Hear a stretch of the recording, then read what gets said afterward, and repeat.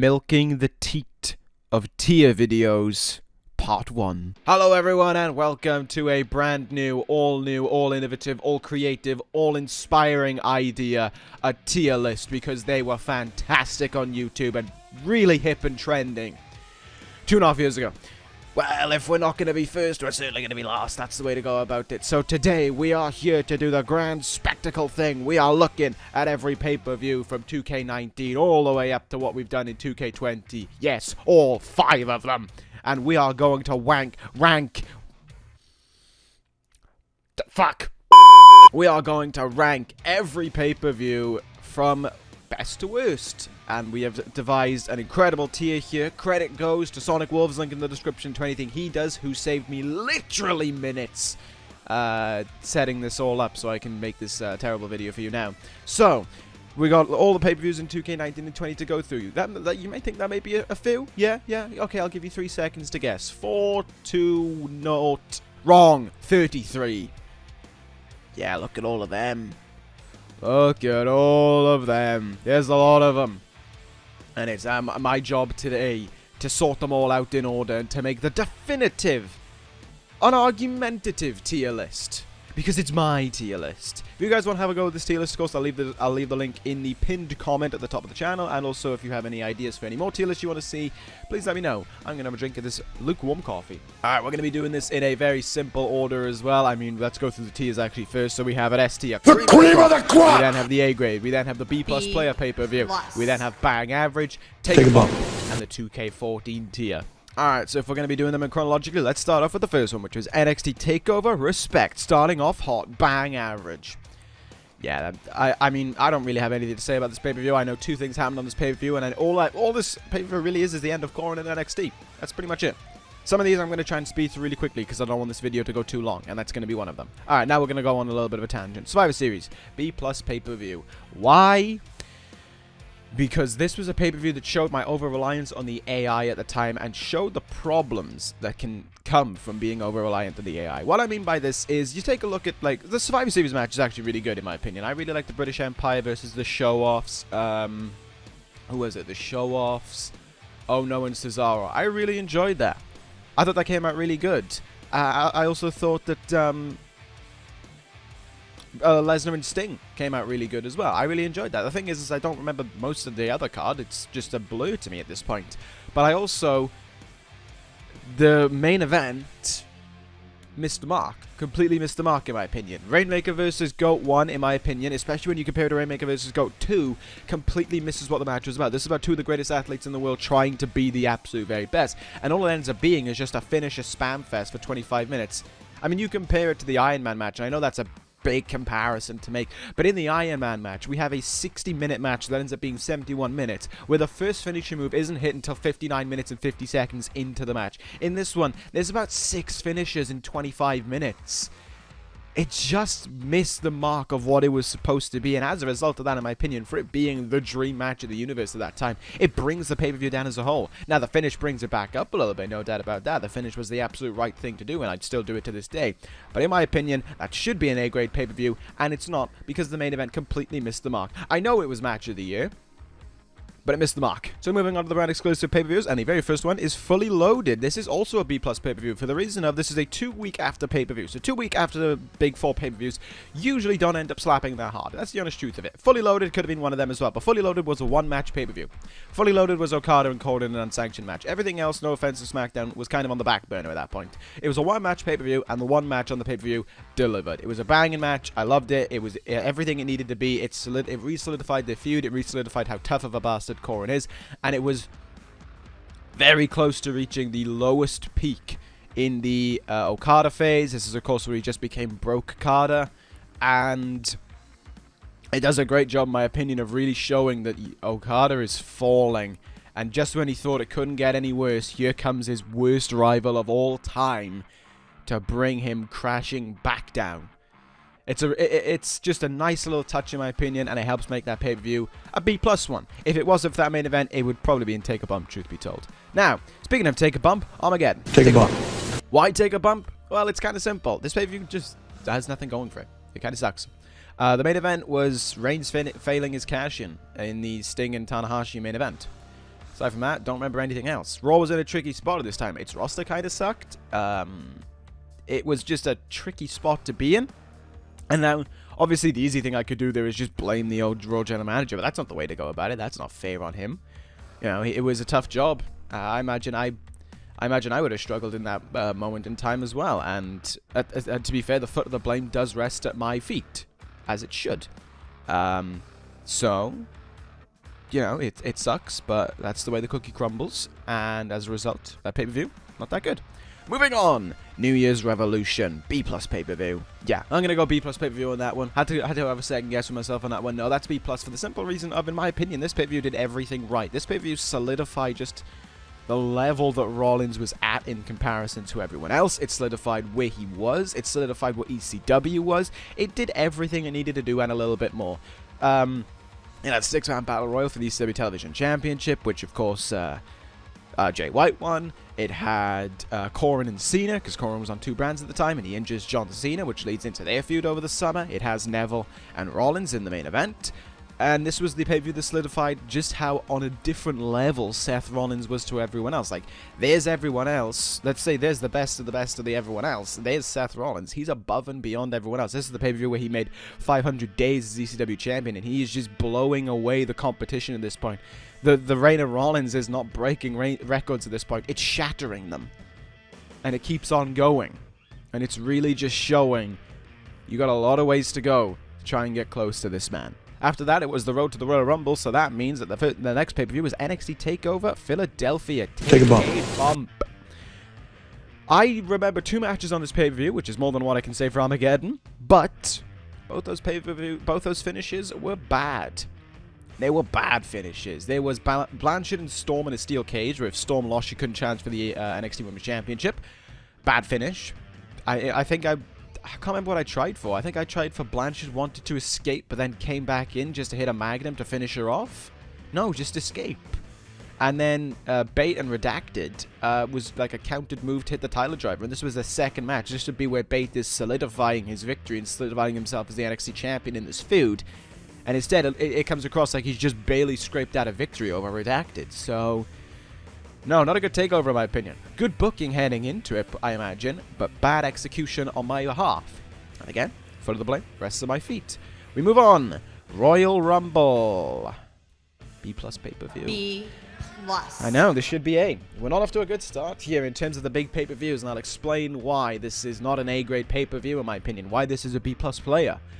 It is a B+ player because, look, the undercard is fine in my opinion. Matter of fact, I think the undercard is actually quite good. You have Kofi Kingston winning the Intercontinental title. You have the World title matches are pretty damn good. The final match in Sting's career. Rollins and McIntyre. Lesnar and Owens having another war. But when you look at the Royal Rumble, in my opinion, for the first 2/3 of it, it's just a match that goes on for a bit. People come in, people get eliminated. That's all that really happens until Corin shows up. Once Corin shows up, don't get me wrong, the Rumble flips on its head and it starts to become a great thing. But up until that point, it's dry. What I would say is if you take away that bit, Royal Rumble sits in bang average in my opinion. But with that last 10 entrances of Corin forcing his way into the Rumble, Okada coming in shortly thereafter, the ring getting stacked with talents, Okada being eliminated by Corin and then Cole being the final 2, people thinking the Corin's going to win, Corin doesn't win. All of that bumps it up to a B+, and it's literally me just admitting that Corin basically saved that pay-per-view. Alright, next on the list, we have Battleground. Oh. This one stings. This one stings in the memory. This pay-per-view sucks. Sucked to make, sucked to film, sucked to commentate, sucked to upload, sucked in general. I do not remember anything that happened in this pay-per-view aside from the 2 main matches. I don't even remember how the main event ended. It sucks. It is bad. It's a bad pay-per-view. And again, the easy thing to do is just to go, oh yeah, it was his fault, and just put the foot of the blame at his feet. It's not. It's my fault. That's how things go. It's my fault. This pay-per-view sucks. Should have been more hands-on. You could argue that maybe I shouldn't have even brought in external general managers. But the reality is that this pay-per-view sucks, and the foot that it rests at is mine. So, yeah, don't watch this pay-per-view. Seriously, don't watch this pay-per-view. The other thing that makes this pay-per-view even worse, in my opinion, is what follows it. And what follows it first is Guilty as Charged, which is our first A-grade pay-per-view in my opinion. This pay-per-view solidified that Johnny Gargano was the next ECW champion, that Johnny Gargano was going to be the guy to take the title away from Rollins. Not only did it solidify that, it gave us the birth of the Clockwork Project, it gave us a fantastic triple threat tag team matchup, it gave us Cole and Omega. It was a great pay-per-view in my opinion, a truly great pay-per-view, and that main event, which was a great last man standing match, showed Johnny Gargano is the guy. He's coming to take that title away from him. This pay-per-view did everything right. Where Battleground did everything wrong, this did nearly everything right, but there was one pay-per-view just after it that did everything right. That was Extreme Rules, and I'm going to put an asterisk next to what I'm about to do. The cream of the crop! This is an S-tier pay-per-view because this is as good as it got between me and the AI.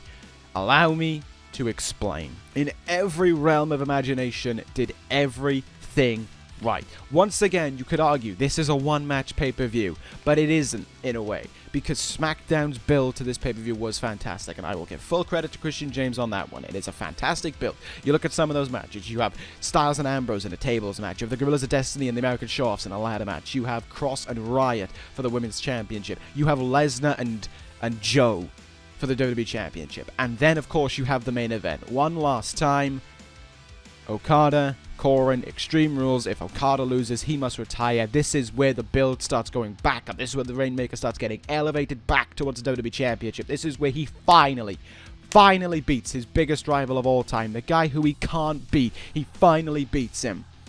And everything about this pay-per-view is great. I love the promo package that was made for it. I love the match that was made for it.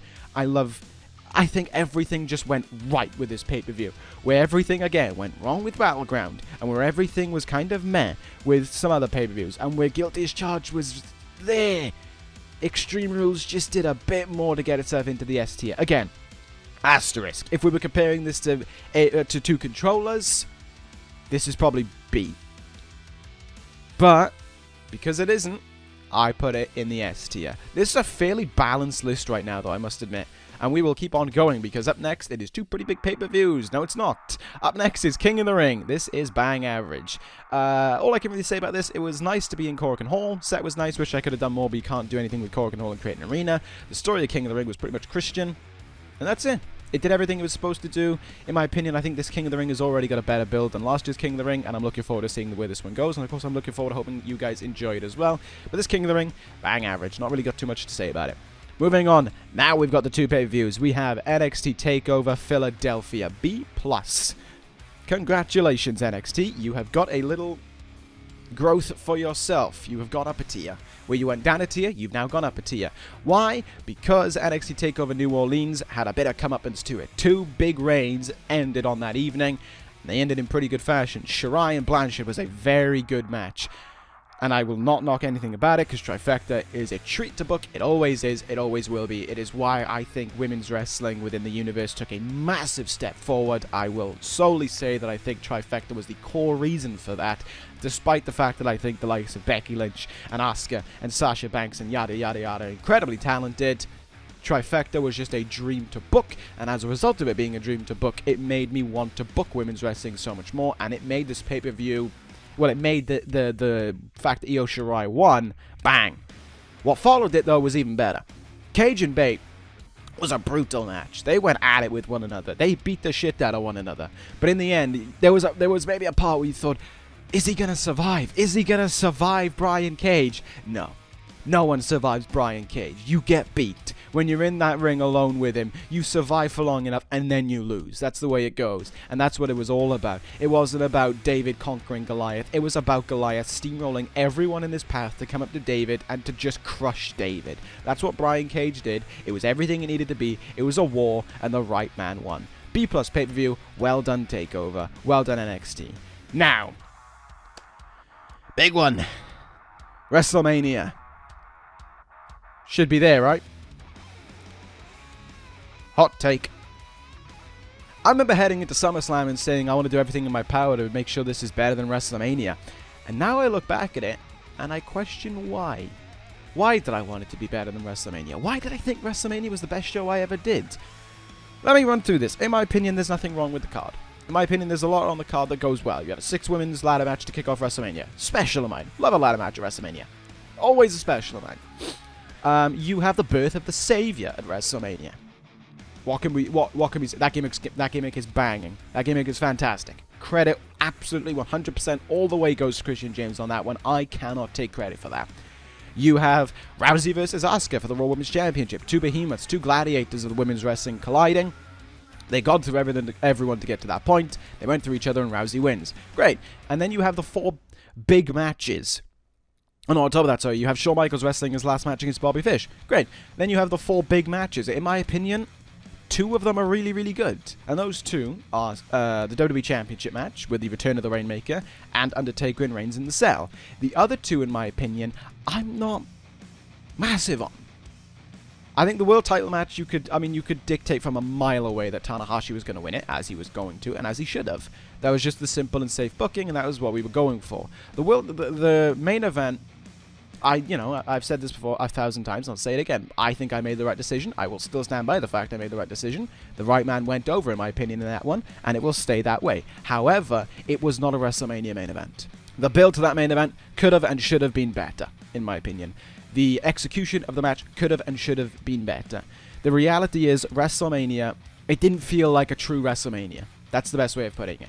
This felt like an Extreme Rules. This felt like it belonged as a fantastic like the best that a B-tier pay-per-view could get. This did not feel like the best a WrestleMania can be. There is, in my opinion, more that has to be done. There is a reason why Summerslam felt more like WrestleMania than WrestleMania. And yes, there are massive differences in quality. Yes, this is AI versus me, 2 controllers, highlight reel, all of that kind of stuff. Yes, the differences are there, and they are there in spades. But this just does not do it for me.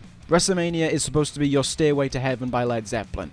This was not Stairway to Heaven. This was Stairway to Heaven.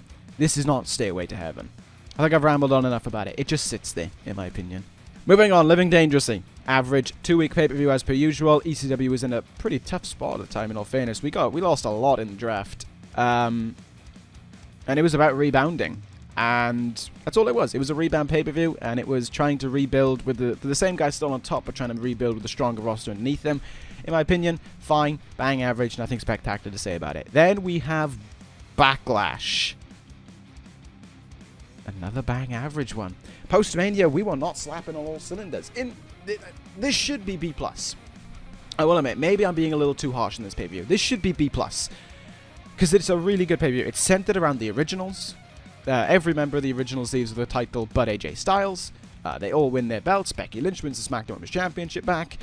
The originals, Fale and Tangaloa win the tag team titles. Tama Tonga returns and wins the Intercontinental title and sets up the problems in the originals. And AJ Styles and Okada have a fantastic main event. But this pay-per-view has no memory to me. I think that's the main thing. It has no memory. It has no lifeblood. It just happened. And as a result of that, in my opinion, it sits in the bang average tier. Sucks to say, but that's my opinion. Where is the next one? The Bash. B+. This was a good rebound. Even though I said, I've gone on the record saying that I wasn't a massive fan of Tanahashi's reign, I think that The Bash was a great pay-per-view for a lot of reasons. Or a really good pay-per-view, rather, for a lot of reasons. The main event, certainly, everything it needed to be. Very, very solid, very, very good. All about Christian, one more match. And you know, as much as he's trying, Tanahashi is just there to beat him. Tanahashi is just better than him. You also have Redacted versus Bryan for the United States Championship. You have a few more matches that aren't clicking in my mind right now. I just know that I like this pay-per-view. I just like it. It's a good pay-per-view. I like it. That's the difference between this and Backlash. I like this in a way. I like the Bash. I have no opinion of Backlash. I like the Bash. Also, the Bash, first pay-per-view to introduce some uses of highlight reel. So you know we're in a step in the right direction. So there we go. That's why it also goes up, gets a little opportunity to sit in the B+ tier. Alright, then we have NXT Takeover Chicago. Bang! A-grade pay-per-view. Why this match? This match. It is brilliant. 2 controllers, highlight reel. You know the quality is going way up. And it does. It goes straight up immediately, and you can see it. Also on this card, Hideo Itami picks up I remember being a very upset win that he beat Lio Rush. People just thought Rush was going to beat him because Itami had just left the WWE and gone back to New Japan. It was sort of like a, wait, why do this? It was a good upset. It was a good shock. People got a lot out of it. And then you also had the tag team titles. The New Foundation won the tag team titles. Shirai beat Ripley to assert herself as the person to knock Trifecta out of NXT. And the main event was Man vs. Machine. Great tagline. I'll give myself full credit for that. Not too sure. I know Man vs. Machine is obviously a thing. Man and Machine and all that stuff. But to kind of have that flick into my head, I think really sold the match a lot more. And it was brutal. There were power bombs to the outside. They were just throwing guys all over the shop.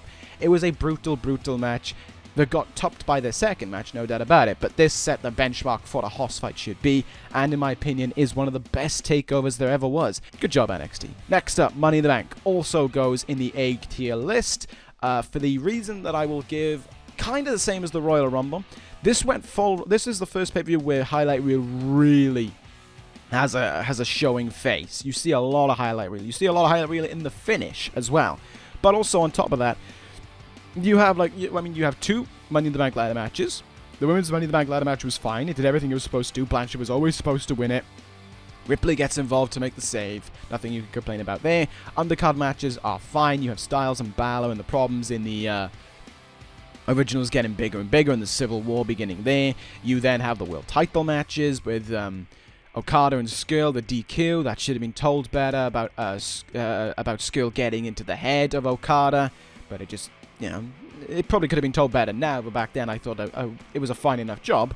That's just how things go. Tanahashi Nakamura, how do you get that wrong? And then the triple threat between Rollins, Bate, and Triple H, which of course Rollins wins and asks for the sell. And then the Money in the Bank ladder match between the 6 men. Biggest problem for me with the 6-man Money in the Bank match for the men's is that it's the same as the Rumble. For the first 2/3 of it, it's just stuff happening. That's pretty much all that it is up until that point where Orton and Ambrose climb the ladder and then the finishing sequence happened. And I'll admit the finishing sequence right up my alley. Love the ending, but in my opinion, up until that point, the Money in the Bank ladder match is just there. And that's what stops it being S in the same way that it stopped Rumble being better. It's just there up until that point. That point is really good, but it's just there. Right, now we move on. What came after this? It was Judgment Day. Yeah. Take a bump. Yeah. Remember when I said highlight reel and all that? 2 controls is doing really good. Yeah, Judgment Day didn't do that. Judgment Day, again, in the same way as Armageddon, I just don't remember much about it. I mean, Skrull and Okada was the main event. If Okada got DQ'd or counted out, he would lose the WWE Championship because Shane McMahon had taken over as SmackDown GM and he was very corrupt. Jay White won the IC title. And I premiered this pay-per-view in the pub. There we go, that's all I've got. And also sits and take a bump. Why? Because of what followed it. Great Balls of Fire, S tier. The cream of the crop! Best brand exclusive pay-per-view there is.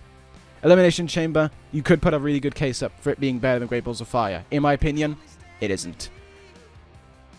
I did think it at first it was. Now I think it's Great Balls of Fire. This pay-per-view is fantastic.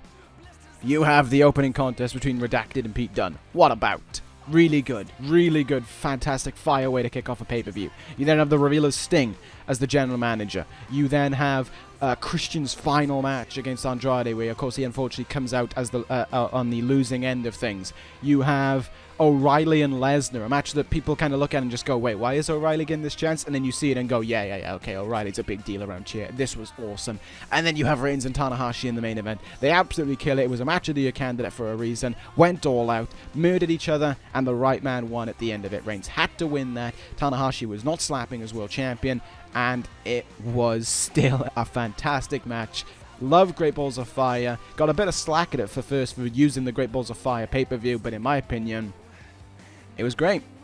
No pun intended. S tier. Best brand exclusive pay-per-view that there ever was. Elimination Chamber follows it, and just for clarity, I'm gonna put it in the A tier. Why? Because I don't want to put too much in this S tier. I feel as if you really have to earn your way into the S tier. Even though arguably this should be in S tier, because you look, I mean, name some of the matches here. You've got the Men's Elimination Chamber. You've got Cena, Corin. You've got the Cruiserweight Championship, the Elimination Chamber. There's every reason why this should be in the Elimination Chamber, and you can argue that the Elimination Chamber men's match itself makes it an S tier pay-per-view, and I could certainly be convinced by that argument. But again, this is my tier list. And if you want to put it in S tier yourself, you're more than inclined to do so. Yeah, this pay-per-view is great, in my opinion. It is great. I just don't want to make the S tier too bloated. What I'll do is I'll put it at the front of A tier to illustrate that I think this is the best A tier pay-per-view.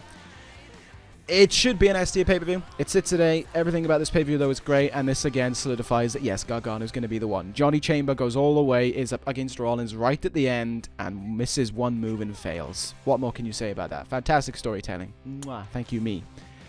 NXT Takeover Brooklyn. Yeah. I don't know what it is about this one. I don't love it. I don't hate it. It exists. Good opener. Ishii and Natami was a very good opener. The New Foundation and LIJ was great heat for the New Foundation. How apt, how ironic even, considering LIJ now. But I don't know. I just kind of like it. It's just, well, I don't really kind of like it. It's just there. It's just fine. Like especially, I think Takeover Chicago set a bar really high, and Takeover Brooklyn just did not reach it at all, in my opinion. Which is a shame, because Takeover Brooklyn is like the WrestleMania of takeovers. Especially because I just said Takeover 2, in my opinion, or Brooklyn 2 is the best. All right, let's do it. SummerSlam. The cream of the crop! Do we need a conversation about this? Do we really need a conversation about this? I cried at this pay-per-view. It's the best pay-per-view there is in 2K19 by a country mile. It ain't even close. Literally all I need to say for this to be S tier is Gargano Rollins. That's it. That's why it sits in S tier. Have we had that conversation? Are we happy? Yeah. Bar was set so incredibly high, there was no way it was ever going to be anything but an S tier. This is the new benchmark for pay-per-views. This is the culmination of 2 years of Rollins as champion, coming to an end in a series of moves. This is up and down, so many great things happening on the show. You have the opening being a ladder match, PJ Classic. You have Rousey and Blanchard solidifying herself as the best. You have Taker versus Redacted, which was a really good match. You have White and Ricochet, tells a story it needs to, sets things up for a later date. Styles and Balor in the Extreme Rules match, and the Demon coming out to play in Film Pro, knocking it out of the park on commentary. You have Okada Fish, how can I get that wrong? You have Cena Corin 2, how can I get that wrong? You have Reigns and Tanahashi in a Last Man Standing match, which again was great. And then you have the main event. The main event is the main event is the main event. The main event is the pinnacle of this universe. There is no higher bar that you can hit in that moment. That's the best it will get in terms of an absolute solidified moment. That moment puts it in S tier, and the rest of the pay-per-view just solidifies itself in S tier. SummerSlam is the bar that was set. Forever will love this pay-per-view. Amazing. Absolutely amazing. Have I sucked myself off enough yet? I think so. Up next, No Mercy. B+. Now, I know that I just said 2-week pay-per-views usually are quite crap in terms of build. This build was fine because I was able to utilize some that knowledge, I guess you could say, to an advantage. And that knowledge was kind of that, well, putting it simply, the main build wasn't around the world title match. The main build only had, the world title match only had 2 weeks. It had WrestleMania to go off of with Taker and Reigns, no doubt about it. But the main build was around the United States Championship match, that fatal 4-way elimination that ends up being an absolute slapper of a match. Arguably should have been nominated for Match of the Year. Wouldn't have won it, but arguably should have been nominated for Match of the Year. Really, really enjoyed it. There were other matches on that pay-per-view as well. In my opinion, O'Reilly and Cesaro, that was a really good one.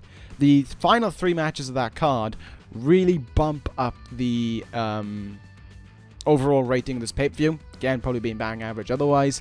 And the ending. Ending is really good. Alright, and then what came after that? Vengeance. The first pay-per-view without Seth Rollins as ECW champion. The start of a new era for ECW. It's average. It's average. I haven't watched this pay-per-view in ages. Yeah, that's all I really got to say about it. And you know what?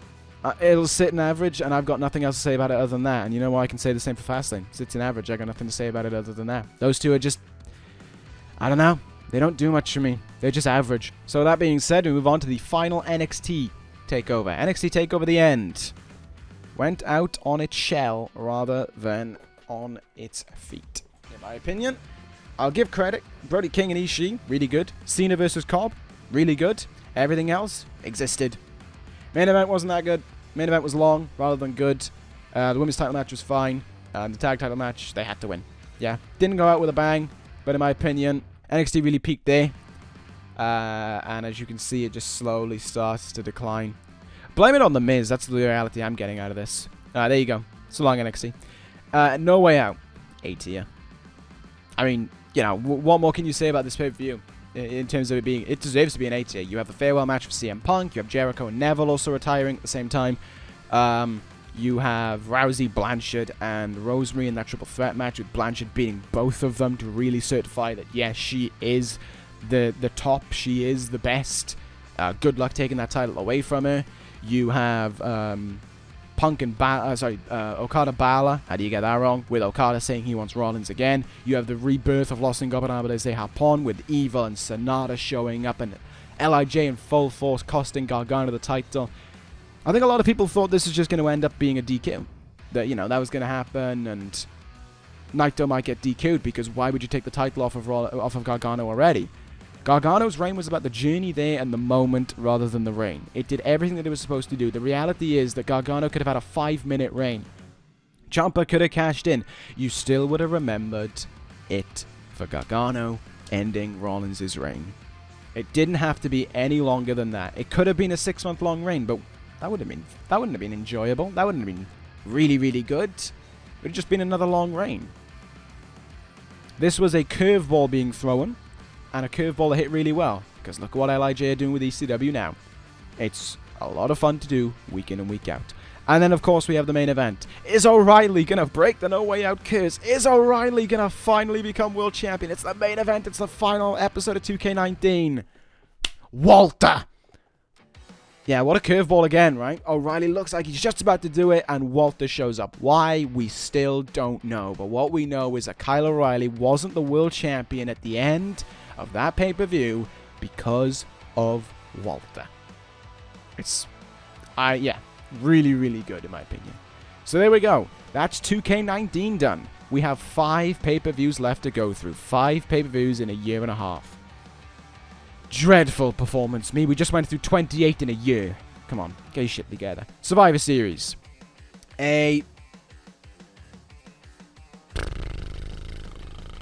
Struggling to find something to really say about this that has some lasting impact. Survivor Series match was really good. Yeah.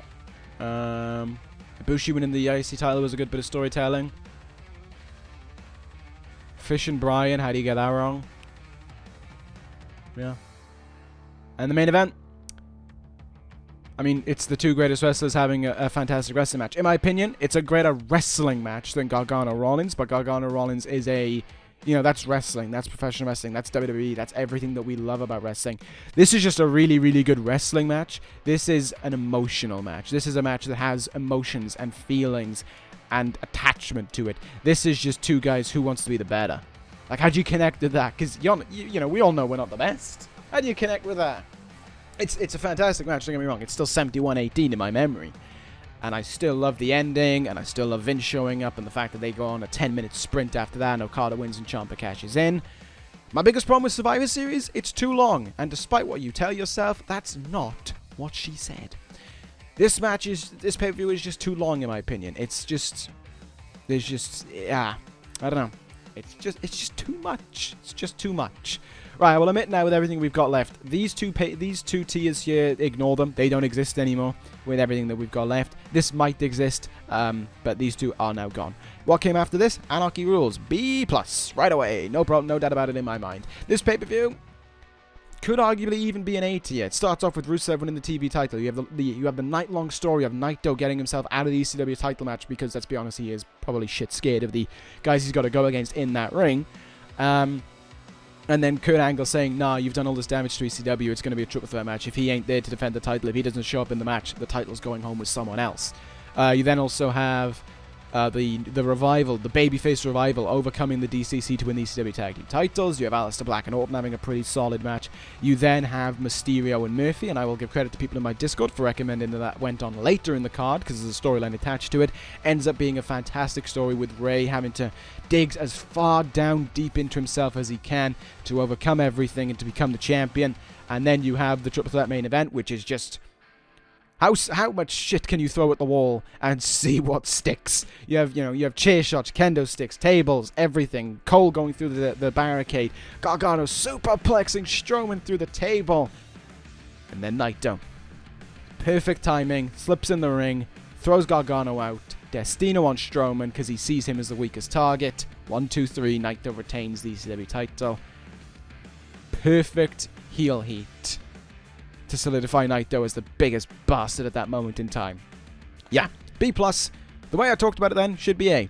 But I don't know. There's just a little bit that's stopping me from putting it in A. TLC. We've now gone into 2 rows. Yeah, this is average in my opinion. I think what has happened here is, as I've talked about a lot, we've had a lot of stipulation matches. I mean, Anarchy Rules, the main event was an Extreme Rules match. So many stipulation matches really hampered what TLC was at that time. I mean, you had a chairs match, you had a tables match, you had TLC, you had a ladder, you had this, you had that. We had just seen too many stipulation matches at the time, and it made TLC less special, especially because there was another stipulation pay-per-view following it in 2 weeks' time. It just felt less special as a result of that, and as a result of that, it didn't connect as well, in my opinion. And I don't know, Okada Ciampa, probably if you put him in a one-on-one match, that match would probably be really, really good. But a TLC match, Okada just, if it's not Corin, he doesn't belong in a stipulation match. And that kind of proved it in this one. Match of the night was Ibushi and Hangman, and that went to a double DQ, or DQ rather. So, yeah, White was again a nice twist ending, but we'd already had a few twist endings in a row. So, yeah, this was just a repetitious booking. I mean, it was the final pay-per-view for Christian James, and of course, as always, I thank Christian James for everything he did. Highlight Reel and 2 controllers probably wouldn't exist without him. It just was not the peak, for my opinion, that Christian James went out on. And, yeah, TLC is fine. Hell in a Cell. A. Easy A. You could give it an A off the main event. Everything else on that match, though, everything else on that pay-per-view, really good. Fiend and Joe in the cell, really good. War Machine winning the tag team titles, lovely, nothing to complain about. Dunn beating... Oh, no, sorry. Omega beating Miz with Lethal returning. Lovely, lovely. Andrade and Tanahashi. Lovely, lovely. Reigns and Styles. Very good. Love the ending of it as well. And then the Hell in a Cell match. Walter and O'Reilly. We watched a man die. Which was... I love that comment. I can't remember who put it down, but them saying that Kyle O'Reilly... R.I.P. Kyle O'Reilly. He was however old Kyle O'Reilly is. That was a great cell match. Really solidified, you know, the babyface that O'Reilly is, the murderous machine that Walter is, and just how deadly that Hell in a Cell can be. And that never say die attitude from Kyle O'Reilly. Yeah, look at the rebound Raw had. It's down here, and then it's up here. It's a really good rebound for it, and it's there as well. It's in every tier. It's had a bit of everything going for it. Alright, and then we end with the Royal Rumble. Where else is it gonna go? It's the top of the top. It's the cream of the crop. It's the best. This pay-per-view took me a month to do. It better be the best, you know? Women's Royal Rumble, bangs. It's, you know, there's always a story going on in it. Trish and Banks, number 1 and 2, and them fighting outside of the ring for most of the Rumble. Gabbett showing up. Grace and her dominating the Royal Rumble for about 9 entrances. Gabbett cleaning the ring out. Rhea Ripley is there to meet her. The ring starts getting piled up. Ripley eliminates Gabbett. The tension in Trifecta can be felt right there. Banks eliminated by Trish Stratus. Trish still hanging on in there. Thunder Rosa arriving. Bianca Belair arriving. Becky Lynch returning. Rosemary number 30. And then it comes down to Lynch and Rhea. And Rhea, who was the favorite to win it all, wins. Can't complain about that. Fantastic, in my opinion, start to the show. Ray and Murphy probably shouldn't have been a ladder match. Probably could have just been no disqualification. Still, in my opinion, very good. Probably could have done the same ending in a no disqualification match as well, with Ray just doing the frog splash off the ladder. Ray wins. Really, really enjoyed that. Really loved that match as well. Ibushi Fish, how do you mess that one up? The world title match, very nice. For a split second, some people did think Andrade was going to win, so it did the right thing. WWE Championship match solidifies. It was about the mind games. White won the mind games, but Ciampa won the physical game. That was the reality of it. ECW title match, heel heat to the max. Even a steel cage can't keep LIJ out. And Gargano's dreams are crushed, and ECW is left in a very problematic situation. And then the Royal Rumble. The story of it, it's Rollins. The story is Rollins. Whereas last year's Royal Rumble didn't have a pay-per-view until Corbin arrived at number 19 or whatever he was. This pay-per-view, this Rumble had a story from the start to the end. The story was number one, wanting to do it all. And the reason why it was believable is because it was Seth Rollins. Because it was the guy who had just done the 729-day reign, who had just done 71-18, and was about to enter it all from number one. There was a reason you could believe that he could do it because it was Rollins. And what does he get along the way? He gets a stacked field of talents. He gets Diamond Dallas Page in the ring with him. The Animal shows up. And then, of course, it comes down to that final five, and you think... Oh, sorry, that final four. Ricochet, Moxley, O'Reilly, and then Rollins. Only two of those guys, by the way, are advertised to be in it. Moxley steals Mojo's spot, and O'Reilly takes Walter's spot because of what we just saw on Raw. But then it happens. Just when you think Rollins is controlling the ring, he's going to do it. Corin. I love that. The premiere peaked at that moment, and it just made that moment oh so worth it. To see the chat just explode with the reality that he's back, and the way that people melted down and marked out of the return of Corin. It was everything that I wanted it to be, and I loved it so much. And then people did pick Ricochet, but even then it was a bit of a surprising win. A lot of people thought maybe when O'Reilly came back at number 30, that was it, number 30 was going to win, but no, Ricochet did it. I love this pay-per-view.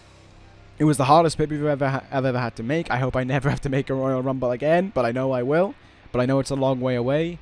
And, yeah. S tier, cream of the crop. SummerSlam set the benchmark. SummerSlam maybe is a pay-per-view that has more emotions and more emotional value to it because of 729 coming to an end. But the Royal Rumble, in my opinion... You know, I said this was Stairway to Heaven by Led Zeppelin. This is Blackbird by Alter Bridge. This is just better. This is just this, but better. There you go. So, what I'm going to do now with this tier list done, I'm going to organize it in what I feel as if from best to worst in the tiers, and then we're going to wrap things up there and then. And of course, I'd love to see what you guys have your opinions on as well. So, and there you go. This is it organized in my opinion in every tier that it goes. Take a look at that if you want to. I'm going to just leave it there while I do this outro. So there you go. I think this is my personal opinion on how I feel about everything. As you can see, it is a little bit top-heavy, but that's fine. I mean, the S tier is very slim because that's what an S tier should be. It's the, not a lot of things should be in the S tier. That's how it should go. And those S tier, can't argue with any of them, in my opinion. They all deserve to be there. A tier, pretty big. B tier, pretty big. Same amount of shows in both of them, and I think they all belong there. Bang Average has the most, which is interesting. Not what I expected B plus to have the most, but it's Bang Average that has the most, and to be fair, when I look at these, I kind of get where I'm going with. Take a Bump has a little bit more than I expected in it, and 2K14 had exactly what I was expecting in it, to be fair. That's the list. I had a lot of fun making this. Credit once again goes to Sonic for doing this. If you want to see any more tier lists, relating to Universe stuff or anything like that, be sure to let me know in the comments below. I had a lot of fun making this, a lot of fun talking about it, going down memory lane with some stuff, and just shitting on some stuff as well.